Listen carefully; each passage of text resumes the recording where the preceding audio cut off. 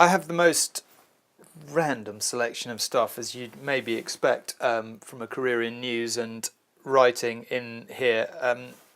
In no particular order, Speaker Martin's whiskey from the House of Commons, empty bottle, you'll be pleased to know.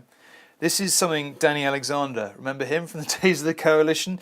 The Chief Secretary to the Treasury gave me a ginger rodent bottle, which was made in his honour, I think, by a local brewery in Scotland. I've got lots of kind of bits of paraphernalia all over the place. Press passes. I think this is from Trump's election, probably. Of course, I've got Mini Hillary and Donald here. We had these mugs made up.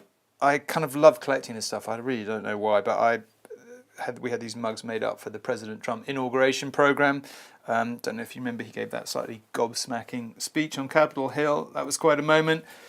While we're on the subject of news, it's slightly weird, I grant you, that I have this here. This is the day I was shot in Indonesia in the morning, and I don't quite know why I have it here. I think it's a reminder to me that you're better off enjoying life in the everyday, because you never know what's going to happen next and when. And that was shot in the morning, and I was physically shot in the afternoon. I'm often asked about the crossover between my career in journalism and my writing, and what's quite interesting about it, I suppose, is that there is quite a lot of crossover, obviously, but at the same time the two careers have been quite separate, really. When I first started out, the very first idea I had directly as a result of journalism. I had lunch in central Belfast. I was then Ireland correspondent covering the Troubles for ITN. I had lunch in central Belfast with somebody very high up in the special branch, and I was talking to him about what it was like to actually run an informer, which always seemed like a really extraordinary thing to do. And that afternoon I went up to the Sinn Féin press office, and there were lots of people from the IRA there, and I was kind of thinking, well, imagine if the man I just saw was running, say, this woman here I've just met. How would that, they're only a few miles apart, how would that be? They're all part of the same culture in so many ways. So that came directly from my news job, that idea, and that became Shadow Dancer, my first novel and first film.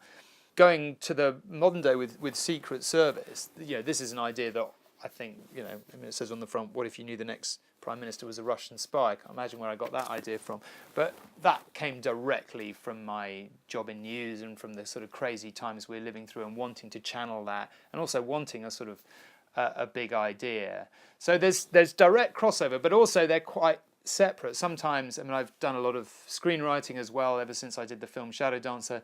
And sometimes if I'm going to on a Friday, I'm going to a meeting with a film company in kind of jeans and t-shirt, I sort of feel like there's absolutely no connection between them, and they're just two totally separate careers. And some people find that weird, but that actually has been one of the joys of my working life, to be able to, there are stresses in every job, stresses and strains, and be able to get away from the stresses and strains in one career by absorbing yourself in another, and then vice versa, has just been actually a complete joy.